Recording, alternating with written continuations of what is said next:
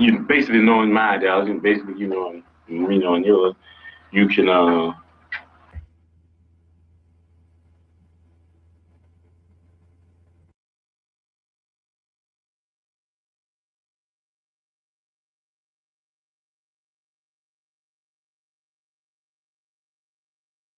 support some of our programs. Is that what you're saying? Why not?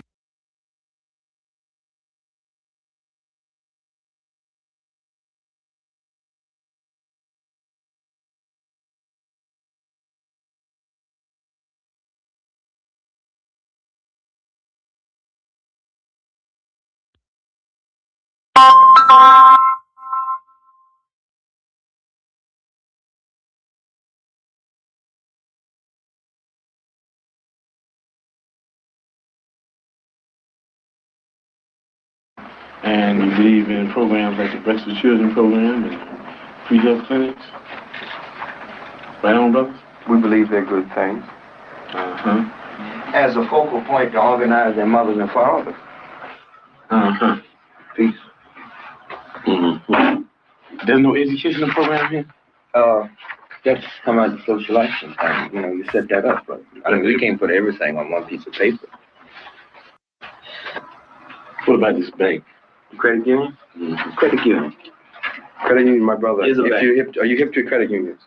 It is a bank. Yeah, you go and borrow money? Yeah, it's a bank. It's a bank. Owned by the people, run for the people, and by the people. Mm-hmm.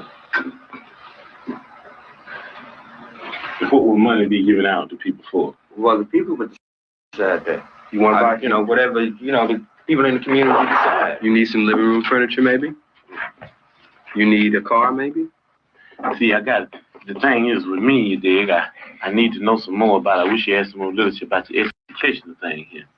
Because, you dig, as far as we're concerned in the struggle, the way we look at struggle is that this depends on the educational thing, you dig. Because this depends on the education. Well, the whole thing. No, but in the end, this does. You can form this with no education. You can form this. No, not the way we're talking about forming it. You know, right? We're talking about forming it.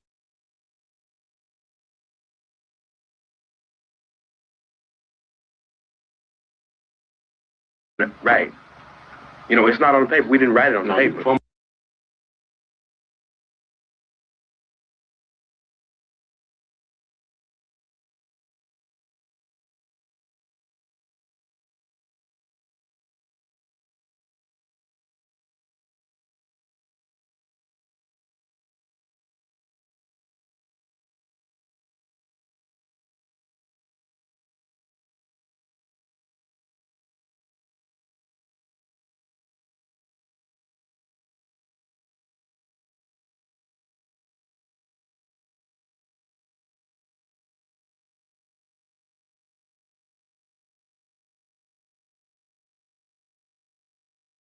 Right with no education.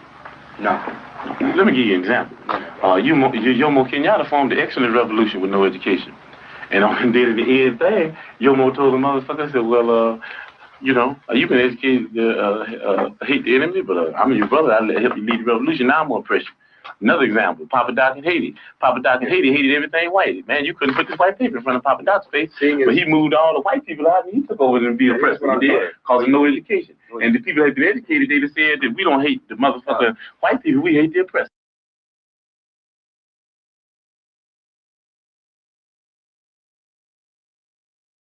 Whether he be white, black, brown, or yellow. So we got to know the educational program to find out what is going to be in the finale. A lot of people, Jomo Kenyatta is called never a revolutionary, but an ex-revolutionary. So is Papa Doc. They brought on a successful revolution. That thing in the Mao's was a bitch. Bantu freedom fighters, all that kind of action. What we're saying is the end. But you don't judge Castro now. You can't do it. Nobody in this room could judge whether Castro's going to be a revolutionary or not. You know what I mean? We're talking about things, you know what I mean, with China, the People's Republic, and even at the stage they're in now, talking about even going on further into a communistic state. That's what we're talking about. Those are revolutionary. So we got to understand here the educational program that you have to be able to figure out whether it will go on the right lines, where the people will end up in a situation where they can be able to really control themselves. You understand what I'm saying? With no education, the people that take this local foundation start stealing money because they won't be really educated to why it's the people's thing anyway. You understand what I'm saying? With no education, you have neo-colonialism instead of colonialism, like you got in Africa 9 like you got in Haiti. So what we're talking about is there has to be educational program. That's very important. As a matter of fact, we are so important with us that a person has to go through 6 weeks of our political education before he can consider himself a member of the party.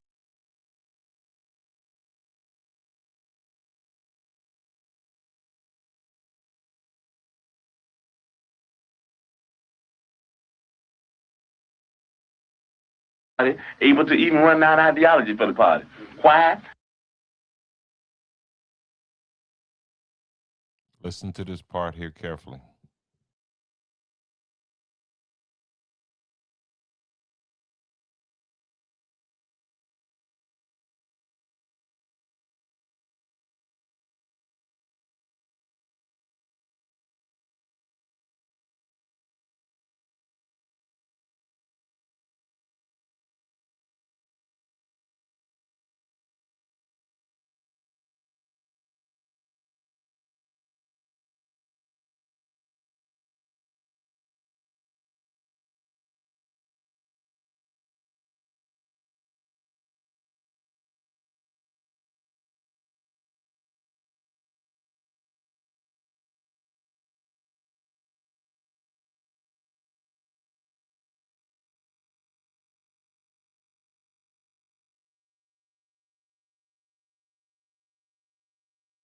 Because if they don't have an education, then they're nowhere. You dig what I'm saying? They're nowhere because they don't even know why they're doing what they're doing. You might get people caught up in the emotionalist movement. You understand me? You might get them caught up in because they're poor and they want something.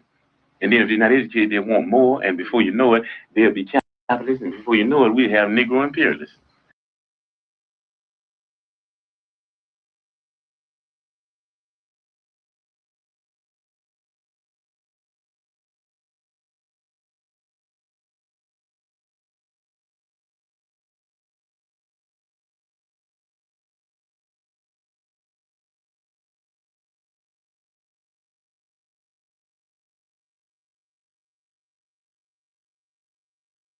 To our breaking news right now, the president of South Carolina State University joining the presser talking about the breaking news update regarding who is going to be the speaker, or rather who is not going to be speaking anymore. Let's listen in.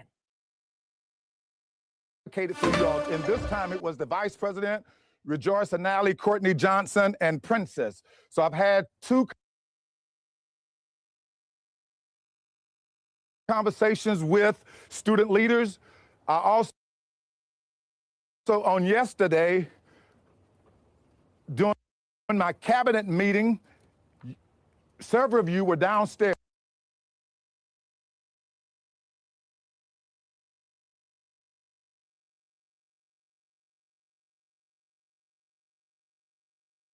Right here. I did not even know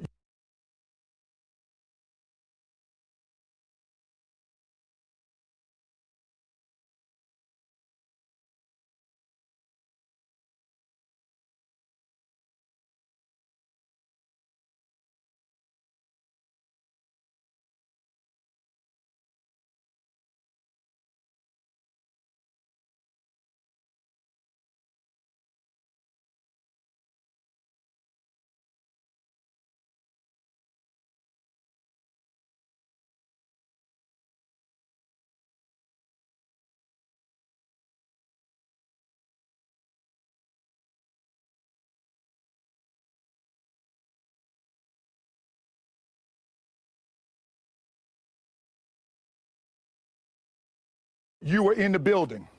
So I don't know how anyone can confuse that with being a mob. What I saw yesterday, what I saw today, college students exercising their free rights, one that I swore to protect, one that I served 28 years in the Army, willing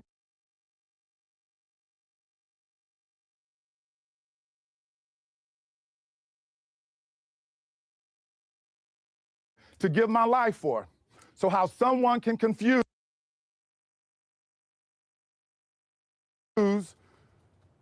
what happened, and perhaps because that person wasn't here, and that person got second or third hand information. But I certainly sat in a 2-hour cabinet meeting yesterday without even knowing students were downstairs. So again, what you have done for the past 2 days, I must admit, you've done exactly what I did some 35 years ago here as a student on this same grounds. Now, with that being said, we can't pull back what's out on social media. We can't pull back what people think. But I certainly don't want people to think that the students here at South Carolina State University, future educators, doctors, lawyers, attorneys, scientists, business owners, are thugs, or think that they're a mob. And I welcome anyone on this campus, in this state, in this nation, to come onto this campus and have a constructive dialogue, exchange ideas and viewpoints with our students, with you, because I know I've watched many of you for 4 years now, and I know that you can hold your own against the best of them. And with that being said, I know the temperature in the country now, and and because of what's out there now, I don't want anyone showing up on this campus thinking that something is different and not knowing what those thoughts may lead to. And I certainly would never intentionally place our students, our faculty, or our staff, or our visitors in harm's way. And with that being said, because of that, because of the unknown, because of we don't know how everyone thinks, I've made the decision to rescind the invitation to the Lieutenant Governor to speak at your commencement.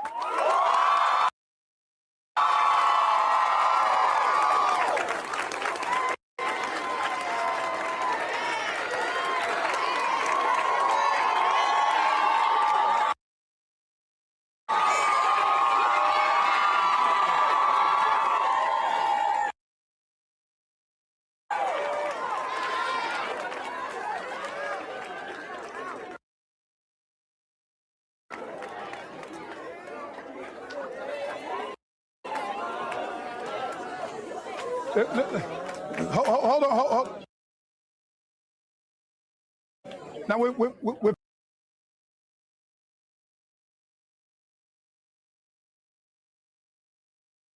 All right, ladies and gentlemen, welcome in.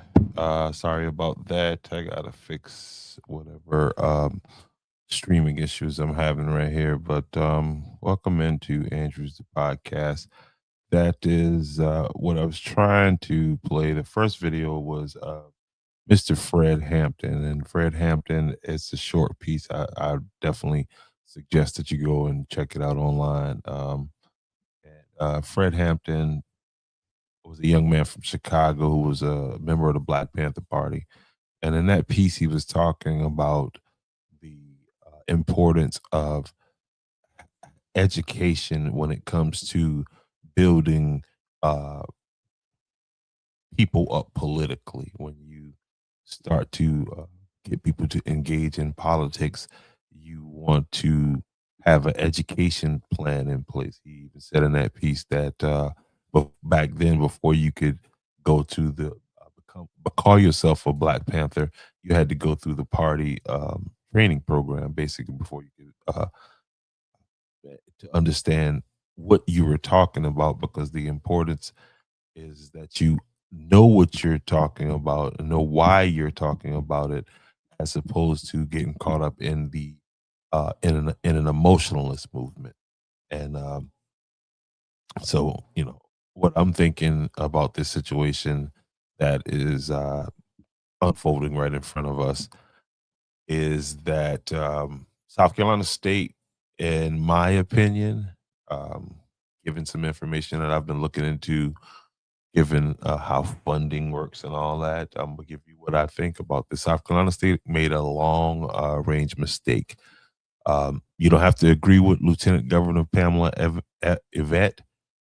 You don't have to agree with her politics. You don't have to like Donald Trump, the Trump administration. But a university, especially a university, is supposed to be a place where ideas are tested, challenged, questioned, and debated. So when the message becomes this person cannot even speak here because their politics are different, that raises a really big question of what exactly they're teaching there at South Carolina State. Because if everybody on campus is expected to think the same way, vote the same way, speak the same way, clap to the same political narrative, then that's not diversity of thought. That's intellectual peer pressure. And let's be honest, South Carolina State is not a monolith. Every student on campus is not a Democrat. Every student on campus is not a liberal. Every student on campus is does not oppose conservative viewpoints. And there are conservative students, moderate students, independents, religious students, business-minded students, military families, farmers, children of working class families, and students who probably just don't care about politics at all. So why act like the whole campus speaks with one political voice? That's part of what bothers me. And an HBCU should mean more. It should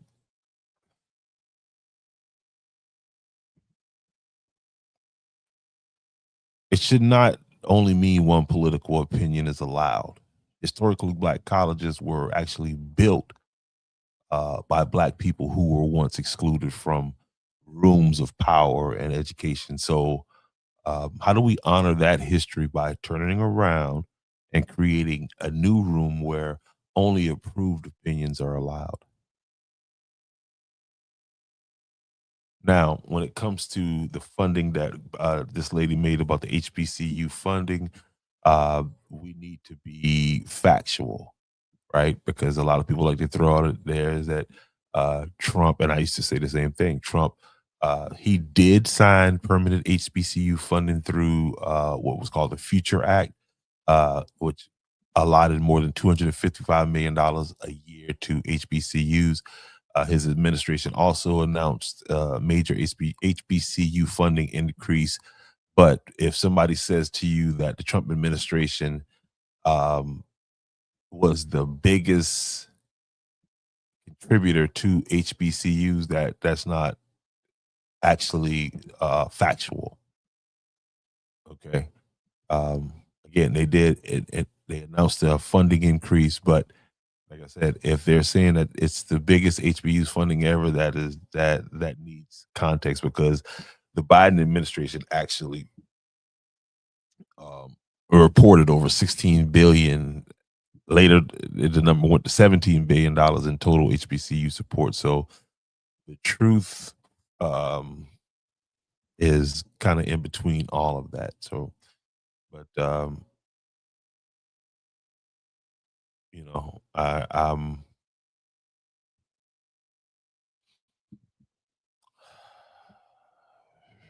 just think it's a mistake at this point. So, tell the truth all the way around about the numbers when it comes to those numbers. But even if you disagree with Yvette on DEI, Trump, or anything else, the question is still, since when does disagreement disqualify somebody from being heard on a college campus? If the students disagree with her, then have them ask some tough questions.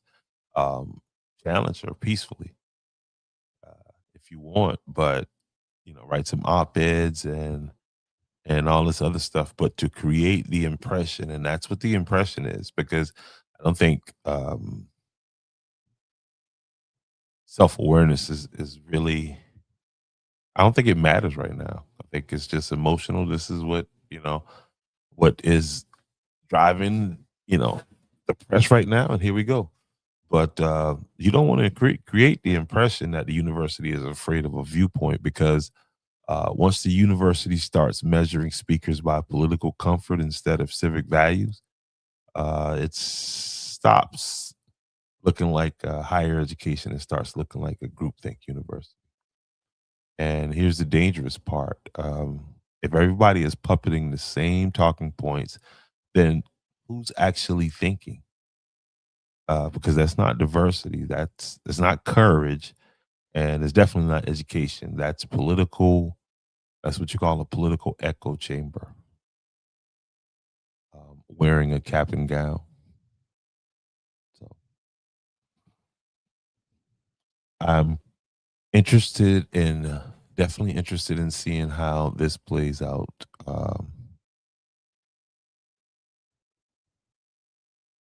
How this plays out. So I hope it translates into people getting out to the polls and you know what I mean? Because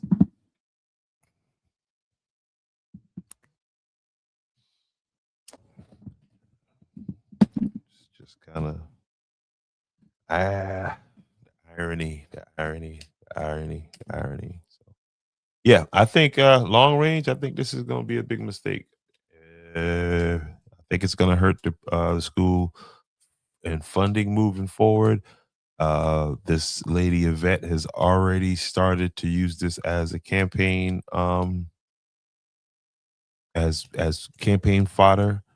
Or as a matter of fact, I had a statement by her that I wanted to share with y'all. I saw where what's the guy's name? Young brother that's running for governor. He jumped in there. He was congratulating South Carolina State. I don't know. I think in this long game of politics, I think you got to be very careful when you make moves like this. I think you got to look at, you know, what the effects, what other effects that you maybe not consider, and you got to think about more than just satisfying what you want to do now, because you know, this could start back and forth. Which, I mean, the back and forth has already started. This is just more of it.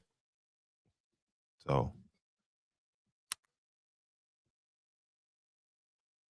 but this whole idea where, you know, everybody thinks the same, I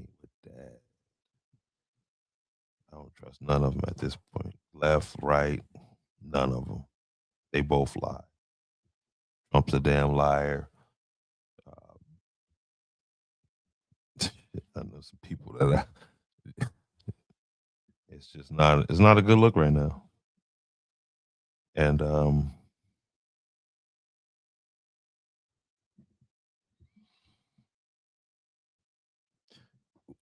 we can't become the thing that, you know, we claim to hate. You know, so.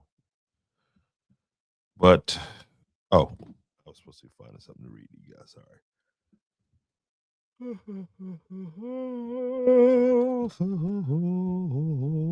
All right, here we go. So, and this is from Pamela Yvette. Let me see if I can find this on Facebook and share it with you guys so y'all can see it. I like to show my work.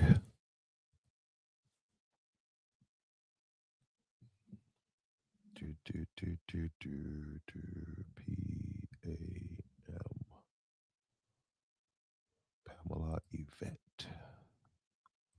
This did a lot for her today. I'm talking about and there's so many questions. Like, these people, this president is a disingenuous bastard. I'm just gonna say that he is one disingenuous bastard. Because like Pamela Yvette, I went looking into Pamela Yvette. She ain't changed from the person who wrote this statement I'm about to share with y'all. This is par for the course. Like this ain't. She wasn't hiding who she was. And this whole thing about, oh, she was just the person in business. You knew. Listen, let me pull up her page. Let's pull up her page, and then y'all ask yourself if this could have been avoided. All right, let's go back.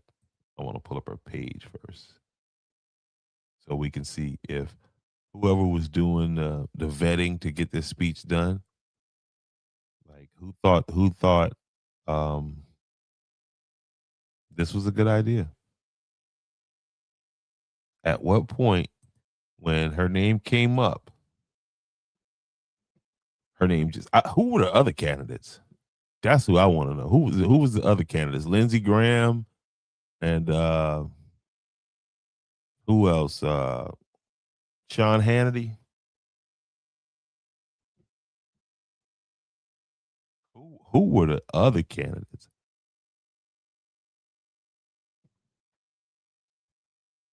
I mean, let's okay. And here's her response right here. For immediate release, President Alexander Conyers has issued the following statement regarding. Okay, that's what he's saying, that their decision. He did that long speech right there in front of them kids, playing with them kids, lying to them kids, and not saying, "Hey, well, here's what. Let's see."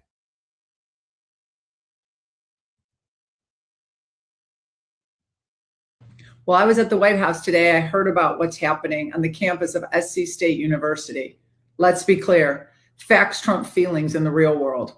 President Trump and conservatives have done more for HBCUs than any administration in history. That's not factually true.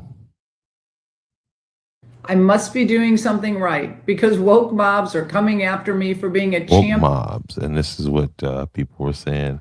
That thing, but again, this is language that Yvette is. See, me, I respect gangster. Let's be clear. I respect consistency. You feel what I'm saying? If you come out the gate a certain way, don't back down. I mean, let's go through and see who. Let's go through and see what the people at South Carolina State were looking at when they said, "Let's choose her to speak." Let's see what on her page resonates.